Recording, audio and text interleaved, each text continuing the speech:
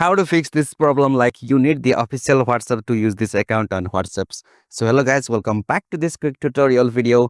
Today I will show you that how you can fix the problem like you need the official WhatsApp to use this account. So let's get started. So on this process, firstly you will have to open your settings on your phone. So simply you have to open the settings, and now from here you will have to scroll down and find the sections like apps. So simply you have to open the app section, and now from on the app section you will have to find the WhatsApp app.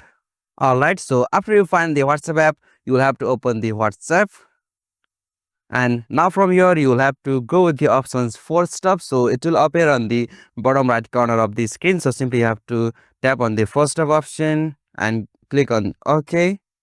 All right, so after you do this, you have to go with the option storage. So you have to tap on the storage option, and now from here you will have to go with the option clear cache.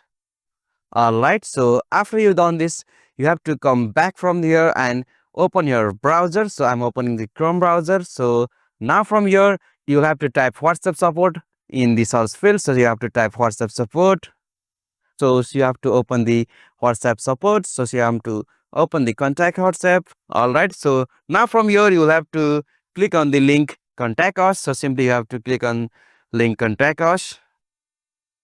All right, so now on this interface you will have to give your phone number here and your email address, and you have to confirm the email address, and here you have to confirm that in which devices you use your WhatsApp. So it can be Android or web or desktops. So you have to choose that option here, and after you done that, you will have to enter your message here to complain the problem to the WhatsApp team. So you can easily mention your suffering problem to the WhatsApp support team. So after you mention the problem to WhatsApp support team, they will contact you in few couple of hours. So from there the problem might be solved now. So hope this video was helpful to you, and if any queries are arises, just let me know them in comment section below, and please don't forget to subscribe our YouTube channel for more such tutorial like this. Thank you for watching this video.